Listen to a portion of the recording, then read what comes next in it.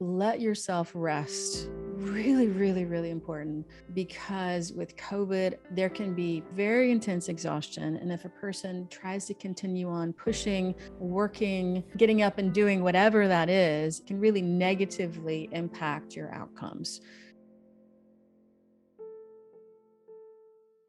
From that experience, I'll say that on an intuitive level, it's a heavy experience, because when the lungs fill with mucus, it can feel like concrete. It's hard to cough up, and it can be very anxiety. Even the patients that I work with now that have COVID, I'm working them through many levels of anxiety around the heaviness of the mucus in the lungs. I'll also say that for me, because I was able to see through the darkness, so to speak, and allow myself to rest and allow myself to receive the silver lining of it, because for me, I'm always looking at, okay, well, how can we make this negative experience into more positive experience?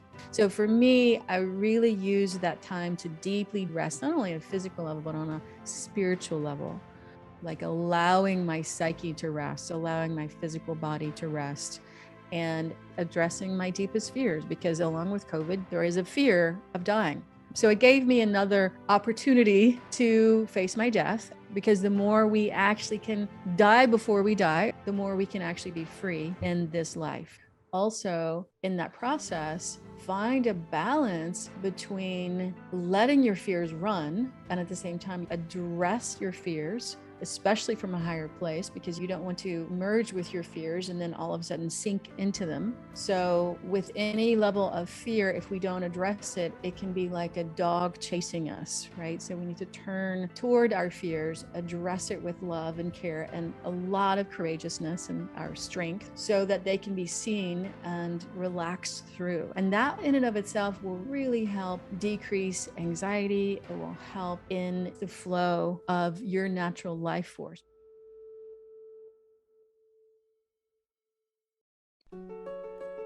Welcome to the Awakening Entrepreneur Podcast. This show is for entrepreneurs that have chosen to define their life beyond the material. They have followed their soul on a hero's journey towards the mystery of the spiritual. I'm your host, Garrett Moon. Each episode will be learning from awakened entrepreneurs and spiritual thought leaders. They have broken through the mold of being ordinary to extraordinary, challenging our paradigm, shining light to the dark, giving hope when there is doubt. The moment of truth is upon us. It is time to transcend our world from fear to love. Are you ready? Let's go!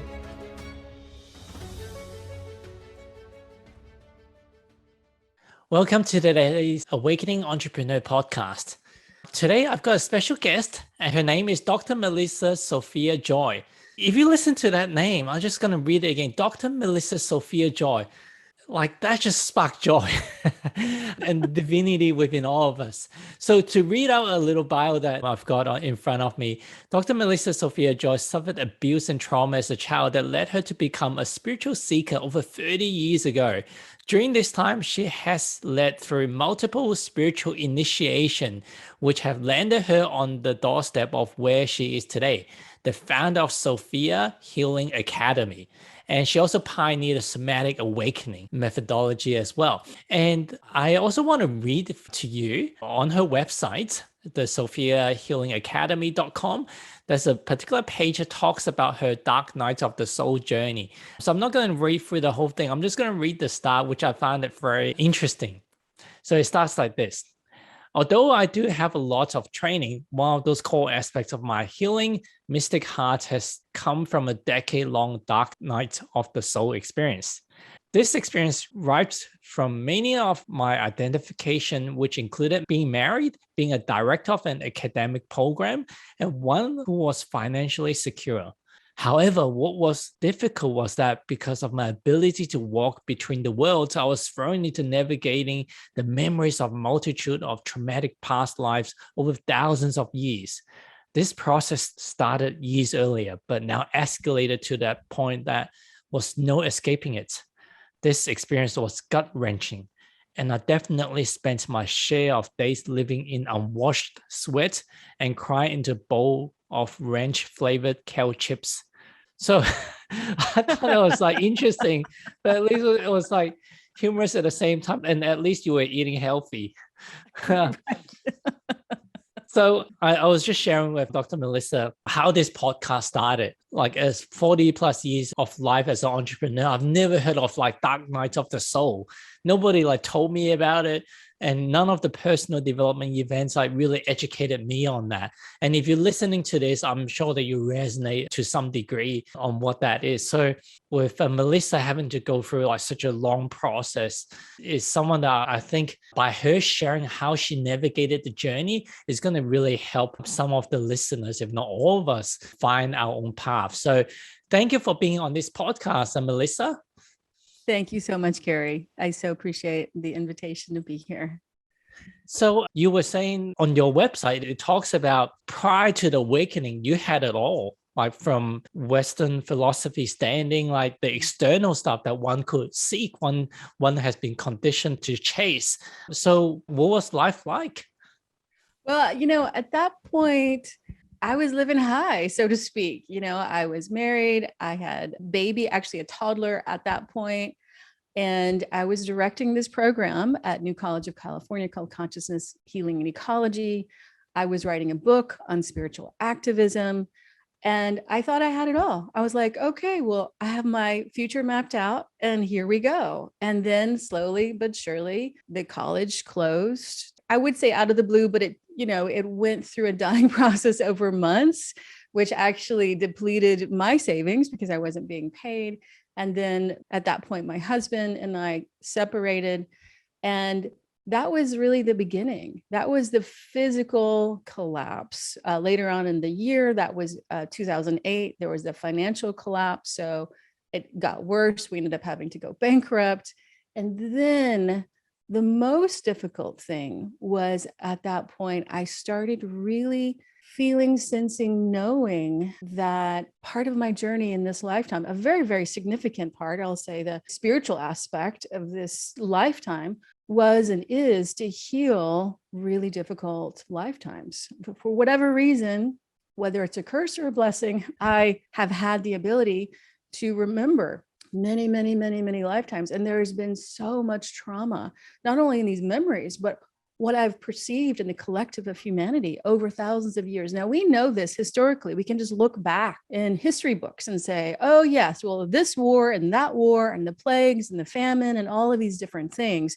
But to actually have the experience of walking through many of these experiences, walking through the burning times, walking through many levels of trauma, victimizer paradigm in spades compared to what we're living now. Now, I'm not saying that it's easy now, but when we go back and actually look and have the experiences, it's horrendous. So literally, I had to find a way to make it through. And hallelujah for my therapists, for my mentors, for my spiritual teachers. And at the end of the day, I realized there's no one that's going to do this except for me. So I started praying really, really hard. And that's when I started receiving the guidance and the answers from many levels of divine intervention and divine contact. And from there, actually had my own experience of healing and awakening, which has now become Somatic Awakening, which I share with others through my own practice and through teaching. That's the short version. Wow. So you were already on this spiritual path prior to going through the extremity of the dark nights of the soul. When did you first begin, or you never lost it as growing up as a child? Well, I grew up in the South in the United States. So I was raised in the Southern Baptist Church, and then we switched over to Methodism. And so even though I had a connection with, from that, perspective, Holy Spirit and God that never really left, I also was very confused because there was a lot of fundamentalism from that perspective. So really, I started on my own, what I'll call my own unique individual path when I was in my early 20s, and I discovered yoga. That was the first door in. And then it was meditation. And then from there, I've gone deeper and deeper into all sorts of different types of things, spending a summer-long yoga retreat, being a person who is a volunteer, helping out at this yoga ashram, doing many, many different things, becoming a yoga teacher, also meditating quite a bit. So as well as studying with, if any of you are familiar with the medicine man Malidoma Somé and other medicine people on the more Native American path, as well as African Indigenous path. So I had done a lot of both practice, studying, initiation, coming up to that point. So I was really saturated in it. And I feel like one of the reasons why it happened, not only because this is what I'm really here to do in this lifetime, but because I had been initiated enough to surrender. I had, on some deep level, way beyond the conscious mind, merged my will with the highest good, my highest good and the highest good. I was like, I'm here, I'm in, what do you want me to do? And then my world fell apart. For the people that's not as familiar with surrender, like for me, like the surrender is probably like one of the biggest key in going through this dark nights of the soul journey, and also through the awakening journey as well, and also through any of the plant medicine journey as well. Yes, definitely. So in life in general, the word surrender, it gives a connotation for to a lot of people. It's like giving up, like not really going for what you are seeking. Like if someone's like, hey, give me all your money, do I just surrender? So what is your interpretation, or how would you define what surrender is? That's a great, great question. And it really leads into the thrust of the bigger work, not only my work when I'm teaching, but the bigger work of spiritual evolution and stepping into a higher vibration. So the way that I like to define it is that, let's do a little preface first. So I'll say that when we look at the human consciousness, we have many different aspects, but just to make it easy, I'm going to divide it up into two aspects. So we'll call it the lower aspect, which contains the ego, it contains the psyche, it contains what I'll call the lower mind. And these parts of us have many different aspects incorporated in them. So say, for instance, we go through some type of traumatic event, and then we create a part that's trying to help protect us from that event. An example of this is like a 4-year-old whose mother abandons the family. And then he says, oh, well, you know, I can't trust women now. And then he's 35 trying to have a relationship and he can't have it. Right. So all of these different parts that are trying to be in control, that are trying to help us, but really they actually hurt us long term. Like another example is the part that says that we're not good enough, right? So imagine all of these parts, if they were running the show, then it can cause a lot of chaos in our life. And that can look like power over behavior. That can look like, you know, grasping for more money. That can look like collapsing into victim consciousness. That can look like treating others terribly in victimizer consciousness, right? So that's the lower part.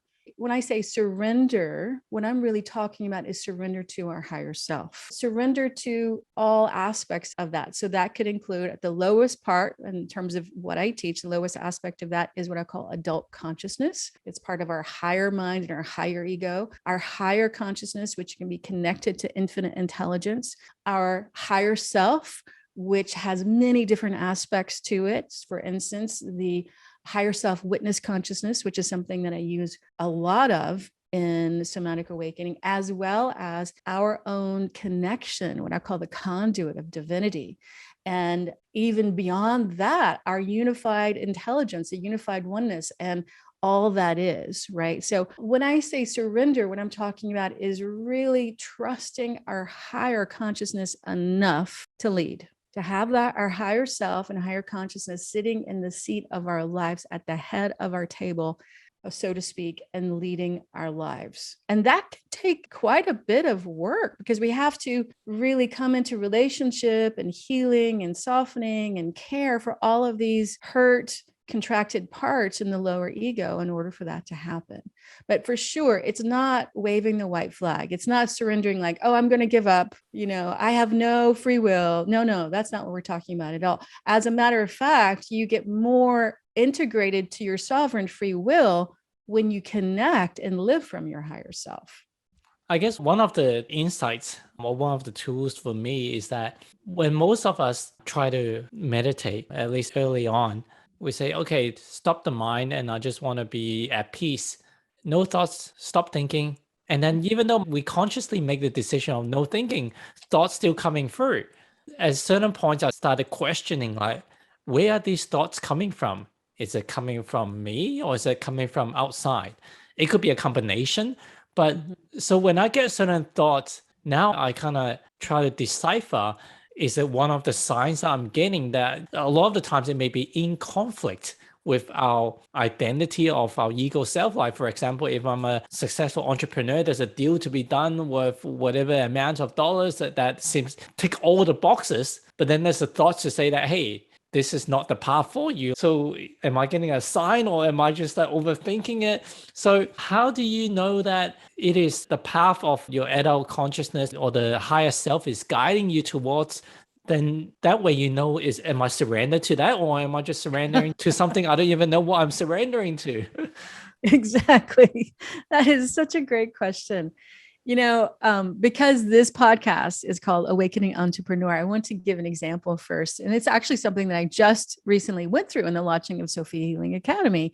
Whenever we're learning something new, we can always, reach out for guidance for other people. And I ended up taking a class on online education and how to market it and all of these different things. And, whenever we're learning something, very often we will try out other people's protocols and how it works and how it doesn't work. And I learned through the School of Hard Knocks what works and what doesn't work. And in this process, I'll answer your question will be answered. So in essence, I use this woman's framework, and she's a lovely woman. There's nothing wrong with her. I don't want to judge her at all, but it was from a very marketing perspective, a very typical marketing perspective. And I ended up following this protocol. And at the end, two things happened. Number one, it felt icky to me. So, and I had already kind of felt some of that, and I didn't do the whole thing. Like, no, I'm not going to do these 5 emails. That's even way more than what I'm doing. No, I'm not going to do this. No, I'm not going to do that. But at the end, it still didn't feel quite an alignment for me. And number two, I was exhausted.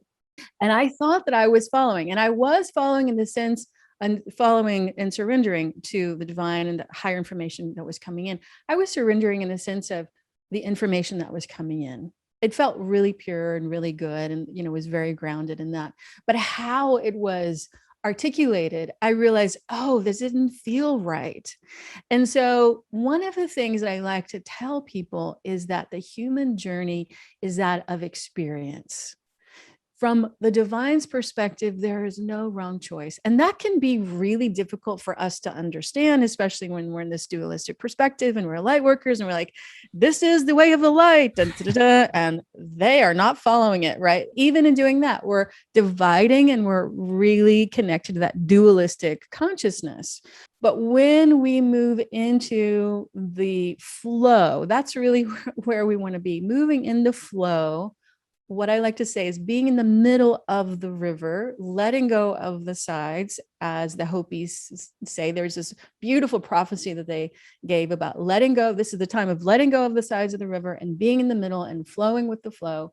That when we're in that, we will know. We might not know in that moment, but we will know if something is not in alignment because it just feels wrong. We'll have a contraction, or we'll get really grumpy, or we'll have an emotional meltdown on some level because it's not necessarily in the highest good. It's not in our flow. And sometimes we learn that through actually going through the experience of it not being in our flow. And then at the end of it, we can look back and say, oh, that didn't work. That wasn't the highest choice. So now let me go back to the meditation cushion, clear my mind as much as possible, because it is a practice for all of us, right? Clear our mind as much as possible, however long that takes, however many times we have to sit, or what other way that you connect to spirit, and then come back to what feels right, what intuitively is most connected on the deepest level of sensing. Where is the flow? And from that perspective, we can find our way. Even if we get caught in an eddy, round and round, or we get bumped by the rocks, all of those things are teaching us in terms of how we can surrender more to the highest good. Yeah, a few things I want to comment. The first thing I want to say is kind of sidetracking, but I was just in the present moment of witnessing how you talk. You talk a lot like myself in a way that when you talk, somehow like you're not looking into the camera, but I understand that. It's almost like I'm seeing this invisible thing that is waving through, and I'm channeling in a way Yes. that, so I didn't even know what to call that. It's almost like that's like one of the clear abilities that you've got, and you're seeing all these things around, and like it's so cool watching you. Because otherwise, I was just thinking that I'm the weirdo that can't focus on the camera. But seeing you do it like a mirror version, it's like you're a performing artist. Oh, thank you. Thank you so much. I so appreciate that. And I've noticed that about myself as well, especially when I'm teaching, right? Whenever I'm with a person one on one, not necessarily, but a little bit, but especially when I'm teaching, because it literally does feel like I'm channeling infinite intelligence. Not that I'm better than because I'm doing that. You know, anyone can actually do that. But in order for me to do that, I have to look over here or look over here or look up to actually bring it in. Thank you for that reflection, though. And I'm glad to meet someone that does that too. Yeah, I don't know. As I spoke, like tears is coming out of my eyes. So the other thing I wanted to comment on, you talk about marketing and the course that you went through, and I mentioned to you earlier that I've been in digital marketing for 20 plus years. And one of the things that if I was to start over again, I would do things like very, very different. And one of the things is like marketing and most of the education, all the books out there, not all, but most of the books out there, at the core of it, marketing is using fear to sell. So that's probably like why you and a lot of the listener may not resonate with a lot of the marketing approach. Like the copywriting is like, okay, you need to use the carrot and the stick and all this like fear motivated. You don't have something in your life. You are not perfect. So you need this product, you need this service to heal you, to fix you, to improve your life. But consumerism, capitalism is just selling more stuff. These days, if I was to do it, I would just focus more on the intention marketing. And you can put the right, like for SEO, for search and optimization, Google, YouTube, you can put the right keywords and stuff. But apart from that, like I do away with a lot of the complexities of like pushing like more emails. And I just believe the right people, if you take the right action, the right people, based on your intention and based on the power of the higher self, they will draw to you eventually. And what also gave me peace is that for a long time as an entrepreneur, Melissa, is that you have to make a lot of money. And the more money you make, then you have to make even more money to go to the next level and then the next level. And if it's beyond money, is if it's about impacts, and I want to help one person, I want to help 100 people, I want to help 1,000, I want to help 1,000,000. So at a certain point of my company is like, I wanted to help bring happiness, success, and fun to 500 million people. And that was the goal. But now, like going through the awakening journey, you know what? If they are me, at a certain point, like even through a plant medicine journey, I wanted to like, I woke up like I'm God and like I'm the creator. Let's go and help them and go back to unconscious. And then when I started to surrender and breathe, oh, now I can come back. That's so easy. Let's go back and help them again. But then after a while, it's like, they don't need my help. They're the creator. Oh, they are the co-creator. They don't. So if my lifetime is just to help myself to become more conscious, well, if that is my path, then that is enough. And so be it. But I know that from what I'm sensing, my path is to be more than just helping myself. And so bring it on, whatever the universe dictates is next. And doesn't mean that we don't go in to make money or whatever. But if we're there to help people, provide a service that helps people, then the monetary coming back is almost like the universe is looking after you. Exactly. Well, you have just put the nail on the head or the hammer on the nail for so many different pieces. And I so appreciate many things that you just said. And the one thing that struck me the most is that, well, if we're all one, if we're all God, then what are we really doing? What is the deepest meaning of teaching and connecting other people to their healing, to their awakening, to who they really are? And so it really brings in a huge balancing effect and really brings the light on the part that the aspect of us that wants to have more or connect to more, or even what I call the savior who's reaching out, trying to save everyone out here. And for me, what I have found is that it's really a balancing effect, because there is a unique message that's coming through each and every one of us, right? So we're that very specific spark of God, or that facet of the diamond that only we can bring that specific information based on our past experience, based on our awakening, based on our unique specific relationship with the divine. And so we are being called to elicit that, to pull that out of us. Sometimes it feels like a birthing process, right? So whenever I go through an awakening process or a big healing process, as soon as I can, and sometimes that's a day and sometimes that's a week or longer, that information will end up in a blog, or will end up in a post, or will end up in a podcast or something like that, because only I can bring that out. For instance, I just went through COVID. I actually had COVID, and it ended up being a long hauler situation over a couple of months. And as soon as I could, I wrote about it, and I wrote about it very intensely, and day by day, or every few days. And I was so glad I did, because it really touched a lot of people, and I helped a lot of people through their experience. And only I could have shared that, because I walked through that, right? And so from a marketing perspective, I could have a marketing consultant saying, good job, you did it. And I was like, but I didn't do it because I was trying to attract people. I did it because I was called to do it, because it was the right thing to do. Right. So we are called to bring what is ours to the fore, to help evolve, because we're in such a powerful, as everyone knows, but I'm just going to say it again because it's so important. We're in such a powerful evolutionary place on this planet. We're all being called to elucidate and to clarify what is ours to share. Yeah. And on the other side of that, what I have discovered at the very, very, very deepest layer, beyond the part of me that wants to help people, which I do. I'm a healer. I'm totally merged with the healer archetype. There's a part of me that just does it without even thinking about it. Beyond that part, and the very, very deepest core, I know that when I teach something that is very potent, or that is a huge activation that comes through me whenever I'm connected to councils of ascended masters or guides and angels, whenever they're coming through me, and I'm in that place of transmitting this great wisdom, this great light that has nothing to do with me, I'm just being a hollow bone to share this information. The next day, or even before, but especially the next day, a few hours afterward, I get flooded with healing and awakening. It is such a win-win. For me, it really opens us to this we are all one place. An example of this, I just taught this class, or was an activation. I think it was like a couple of hour activation. It's called the Cathar activation. I'm not going to go too much into the details of it, but the Cathars were a mystical Christian sect who went through the first genocide in Europe back in the 1200s and 1300s.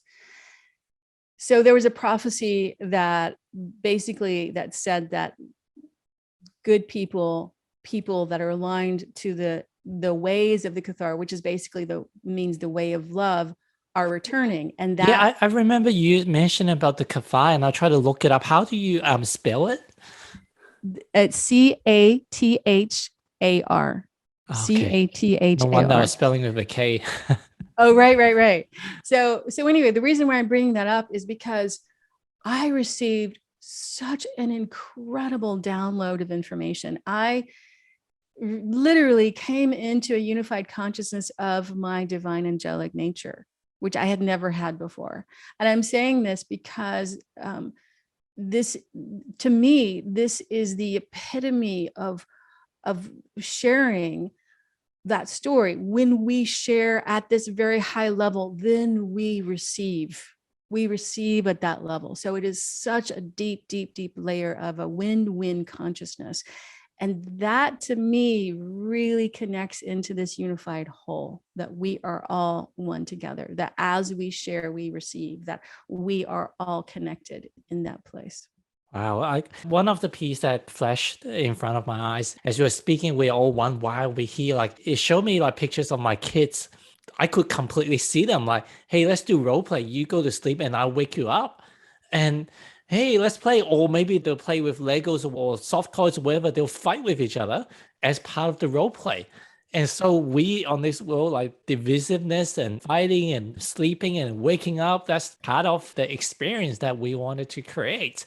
Um, One of the things that I came across last night is and as you were mentioning before, like you were the Bay Area, it keep popping up in my mind is that the censorship, like early on during the Hong Kong riots, I'm not sure how familiar you were with it, but there's a lot of stuff there about conspiracy and the news and mainstream media and yada, yada, yada. But during the Hong Kong riot, which happened like a year and a half ago, it was the first time I got a true glimpse of the disparity between the big disparity between the mainstream and some of the other less mainstream, partly because I'm familiar with the Chinese language, so I could access the local blogs and forums and stuff and the social media group and the different videos that they're portraying. If it's happening in Syria, in Iraq, Afghanistan, or some of these other countries that I'm not familiar with the local language and the dialect, I wouldn't have as deeper appreciation of what the locals community are actually saying. So seeing that it was so one-sided, so whoa. But with the COVID, one of the things I came across last night, the censorship, we all know that there's certain keywords are being censored on Facebook or whatever. But then it was the first time that video actually talks about from a more global perspective. It says, imagine if the cigarettes at the time, like, I don't know, like 20, 30 years ago, is saying it's healthy to smoke cigarettes.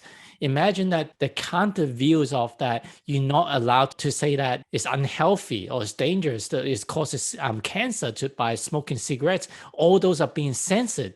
Like, what would that be like? And imagine all the social media platform.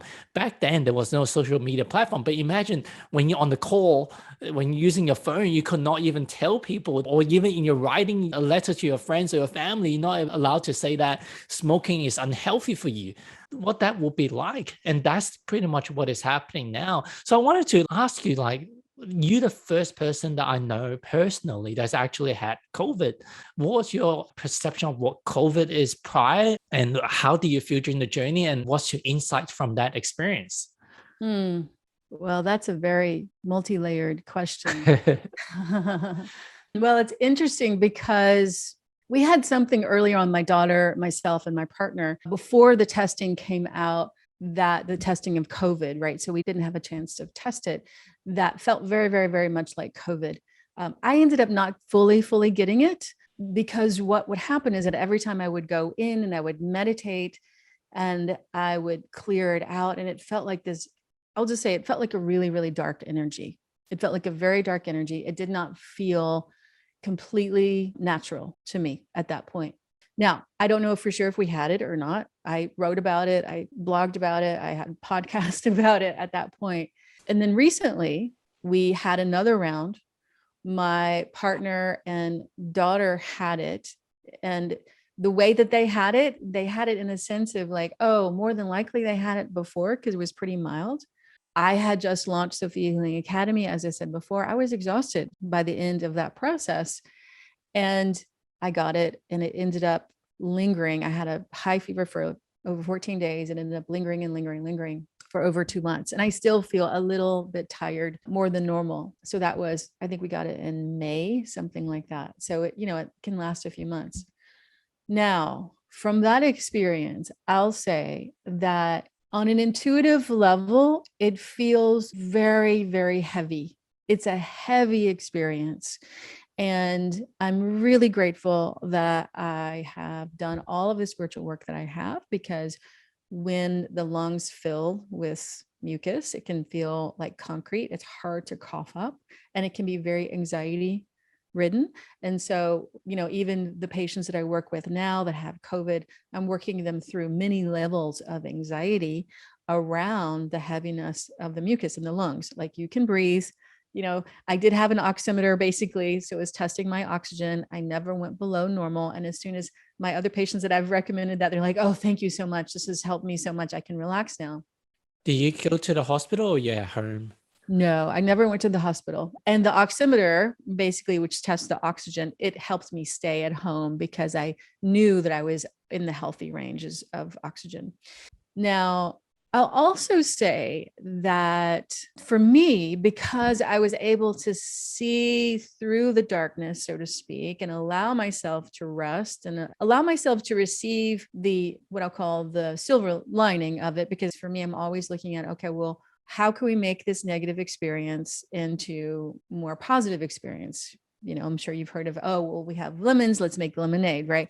So for me, I really use that time to deeply, deeply, deeply rest, not only at a physical level, but on a spiritual level, like allowing my psyche to rest, allowing my physical body to rest, and as well as addressing my deepest fears, because along with COVID, there is a fear of dying. I have not met one person who's had COVID who hasn't had that experience. Now, I'm not saying that everyone has. I'm just saying that this is my experience.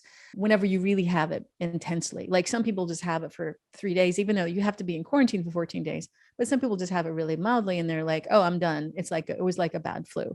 But if you really have it intensely, that question will eventually come up. So it gave me another opportunity to face my death. As we know, being a spiritual practitioner, this is a boon, because the more we actually can die before we die, as one of my spiritual teachers says, the more we can actually be free in this life. So it was a blessing in many ways. It also really helped me even more significantly align to that flow in the middle of the river, like I was mentioning before. Now, there are lots of what I call sticky categories that came up, in the sense of, this still doesn't feel completely organic. It never has, to me, never has felt completely organic. Now, this is just me looking at intuitively. I'm not going to go into conspiracy theory. To all the listeners out there, you can just tap in just a little bit and see what I'm talking about. I think for us now, the primary concern, I'm just going to go into this a little bit. The primary concern for us now is that we have natural immunity, and natural immunity is not being considered at all in the United States population in terms of the CDC and what's going out. My daughter was getting ready to go to a boarding school in Massachusetts, and because they're not considering natural immunity as part of, their COVID plan, she would be segregated. And once we heard like how segregated she would be and how alone she would feel and how, terrible that would be, we're like, no, she's not going. So she's staying here. So that's currently what the process that we're in. And I think I'll just say that this is something that I'm going to be writing about and talking about, because I'm a spiritual practitioner. I'm a spiritual teacher. I am a mind-body practitioner. I'm also a doctor, and I have taught about immunology and what natural immunity really is. And for those that don't understand what I'm talking about when I'm saying this, in essence, natural immunity is when you get some type of illness, a pathogen necessarily, like a virus or bacteria, and then your B cells remember that virus, so that when you get it again, it actually stimulates your immune system, so that you don't have that, either you don't get the illness or you don't have it as badly. There's a lot of information coming out internationally that those with natural immunity is actually, there's more efficacy than the vaccines. For whatever reason, that's not being addressed here in the United States. So that's something that is, oh, really? And why is that? And what's really going on? And I just had a conversation, a real intense heart-to-heart conversation with my daughter, who's 17. And she just kept on saying, why aren't they doing it, Mom? Why aren't they doing it? Why aren't they doing it? And finally, I was like, okay, let's have a heart-to-heart talk about some of the things that could be happening in our world. So that's where we're at right now. Like literally, we were going to be getting on a plane tomorrow, and we're not. So we're sitting with it. And, my daughter she's really clear. She does not want to get vaccinated. We're going to support her in that, and going to be promoting, this is what natural immunity is all about. People, why aren't we doing anything? Anyway, I could go on and on, but you get the What was her planning to study? Oh, well, actually, she was going to be finishing up high school. Okay. So it would be her senior year. Okay, got it. So we're coming up with a new plan for her. Yeah. Interesting. What advice would you say, or what recommendations? Obviously, this is not like going to seek like help from your medical practitioner, but if someone actually caught COVID, apart from all the standard Western medical recommendation, do this, do that, like what are some of the things that's less mainstream, that whether it's to meditate, whether it's to sit through the feelings, or what are some of the practice you would recommend them to go through that make the journey more, I don't know whether it's to call it smoother, easier, but definitely make it like more, less traumatic, less challenging? Yes, absolutely. Well, I think the first thing that I would recommend, because I am a naturopathic doctor, so I'll say I would definitely align with a natural practitioner to help give you the supplements and the medications that you need. For instance, I'll just throw out a couple things. Like, for instance, there's a lot of research regarding ivermectin. It's ivermectin, which is an allopathic medicine that a lot of alternative practitioners are using. There are also a lot of supplements that really help balance the immune system. So you don't want to like over promote the immune system, because then you can get some of the secondary negative effects. But to really balance the immune system, balance the inflammation, and really support the lungs. So there's a lot of different things that you can do, and some of them are contraindicated with medicine. So I'm just going to say, go to your natural practitioner, whoever you trust. The other thing that I would say is to let yourself rest. Really, really, really important, because with COVID, there can be very intense exhaustion. And if a person tries to continue on pushing, working, getting up and doing, whatever that is, it can really negatively impact your outcomes. So tell everyone around you that you have COVID. Don't expect anything from you. If you have it within your family, which oftentimes that can happen, call out to your community, say, I need some help. Can you bring me some food? Whatever you need to do to have your community support you. So the other thing individually is to, as much as you can, to relax back, to connect to your spiritual practice, whatever that is. So for me, I have many different forms of spiritual practice, but primarily it's meditation. I'll just say this, whenever I had a high fever, it was really hard to meditate. But there was a soothing that I received from it. There was a deeper rest that I received from it. There was a connection to my higher self that I received from that. Also, in that process, to find a balance between letting your fears run. You don't want to let your fears run. And at the same time, you want to address your fears, especially from a higher place, because you don't want to merge with your fears and then all of a sudden sink into them. So, with any level of fear, if we don't address it, it can be like a dog chasing us, right? So we need to turn toward our fears, address it with love and care and a lot of courageousness and our strength, right? So that they can be seen and relaxed through. And that in and of itself will really help decrease anxiety. It will help in just the flow of your natural life force, because whether it's fear or anxiety or whatever it is, right? The more that we can actually bring awareness and healing and love and compassion to it, the more that it will not block our life force. And so with that, really anything that stimulates your life force. So taking hot baths and ending with cold, or all the different things that you can do that will really help stimulate your life force, as well as be in the realm of self-care.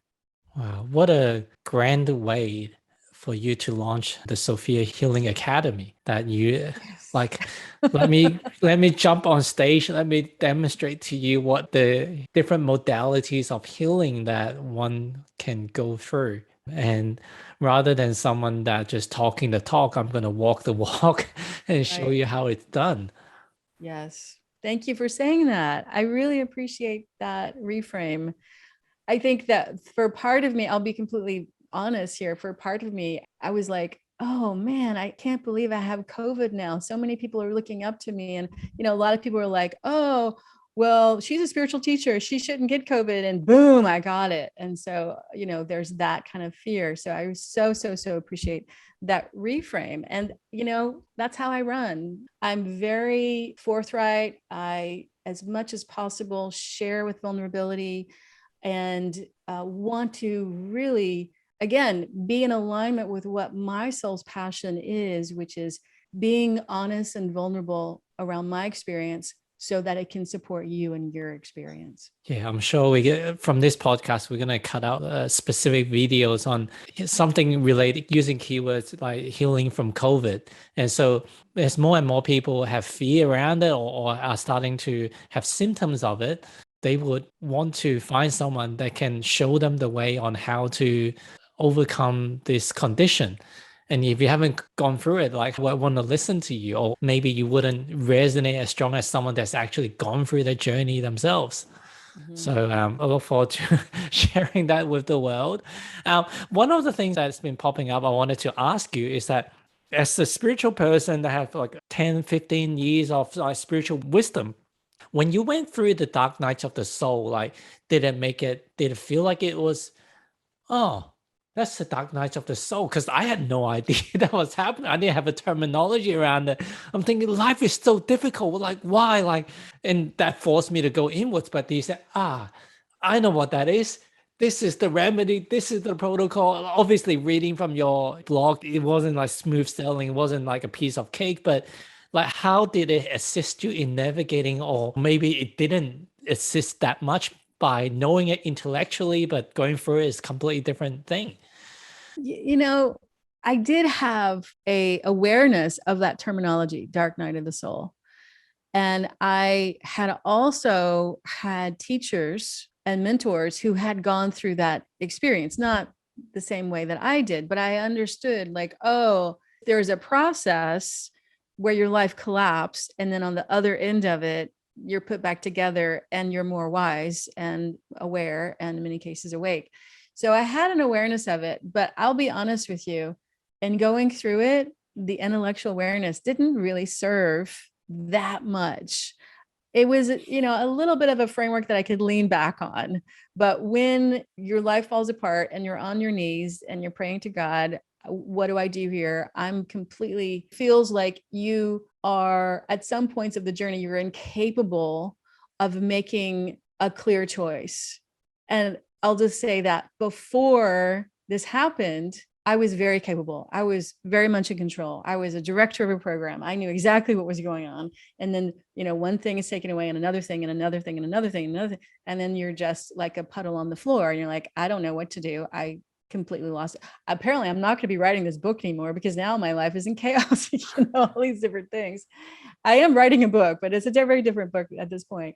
But I'll say that when I got to the place of really, really deeply surrendering, that's when grace came in. And if I were completely intellectual place of holding on for dear life to, I'm going through the dark night of the soul, it will eventually get better, right? If I'm holding, if I'm grasped, if I'm attached to that, right?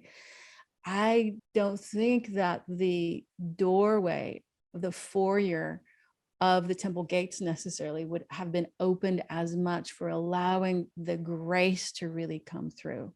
And when the grace started coming through in the form of deeper understanding, deeper healing, connecting to people who could really help me, and even more significantly, connecting to Divine Mother and Mary Magdalene and Yeshua and Kuan Yin and all those that started coming through, I'll just say that in that process of having this experience, that's when the dark night of the soul, the gold, the harvest really started coming through.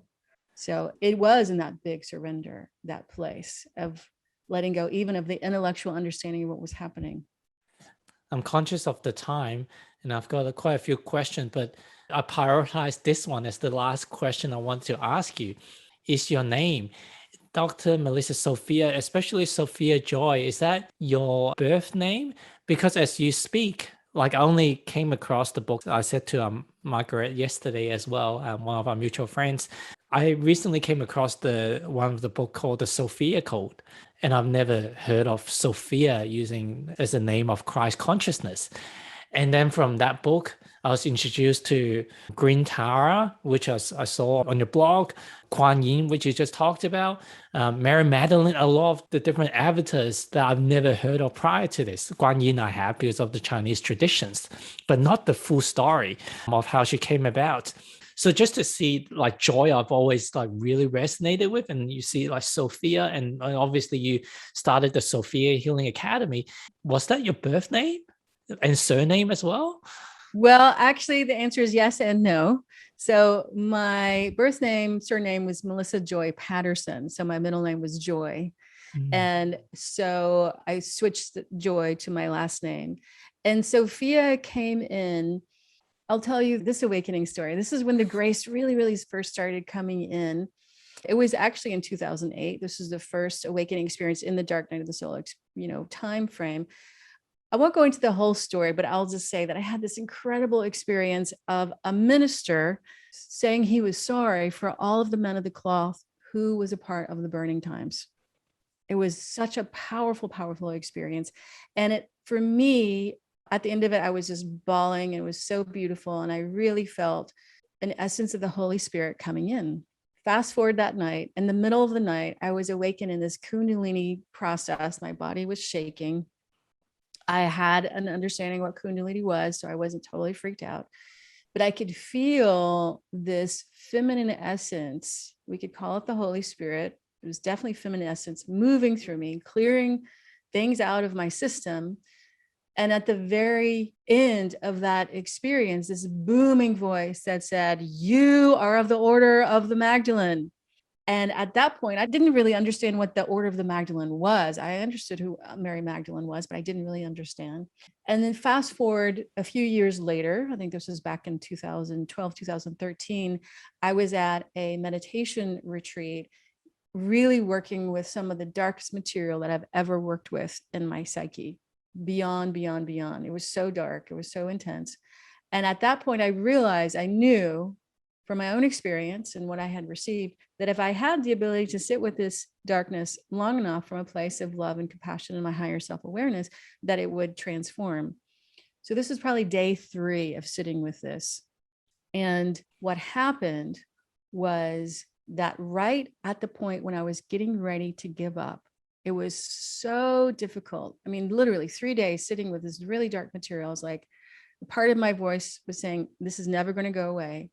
Right at that point, when I was getting ready to give up, it literally turned inside out. The darkness turned into this blinding white light.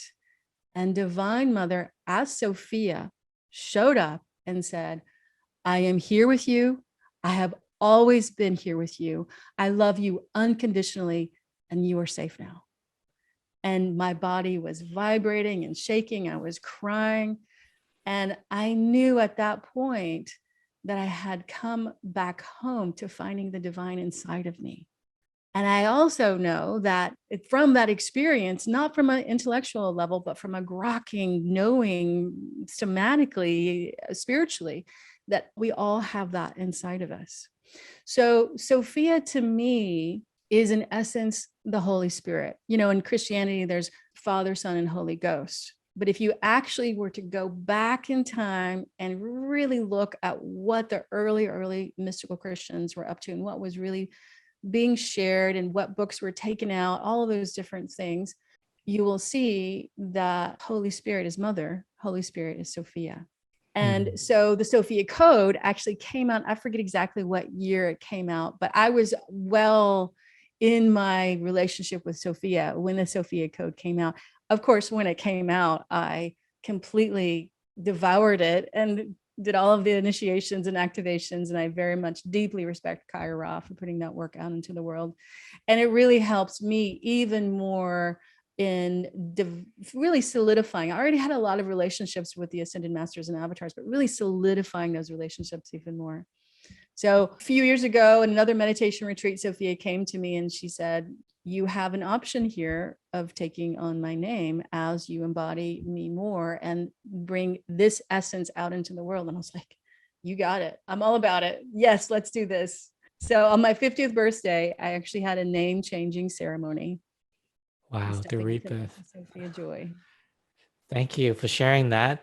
So what does the Sophia Healing Academy do? And tell us a bit about like somatic awakening and how people can get access to learning more from you. Absolutely. So Sophia Healing Academy is primarily an online school. It's going to stay online until we're well after COVID, and then I'll do some in-person events, but primarily it's online. And what it's really teaching is divine feminine healing and awakening, the essence of it.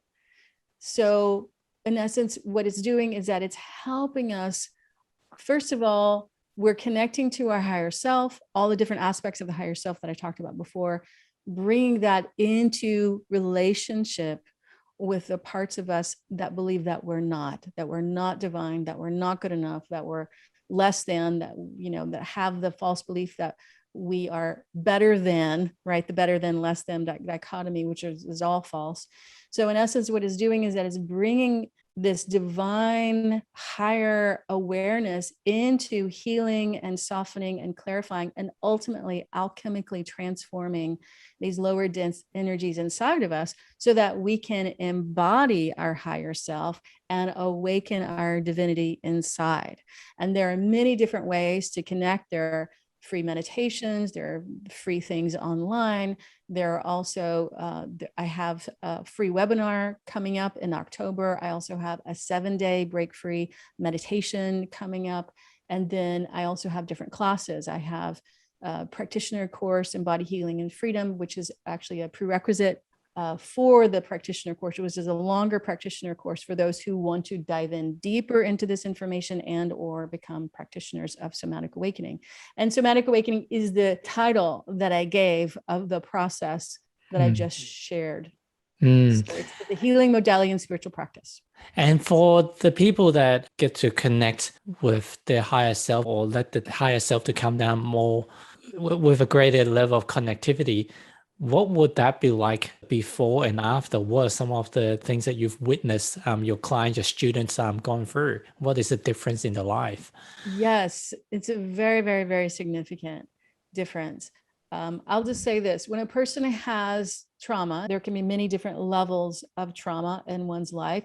And trauma can also be defined as difficult experiences that have negatively impacted the psyche, right?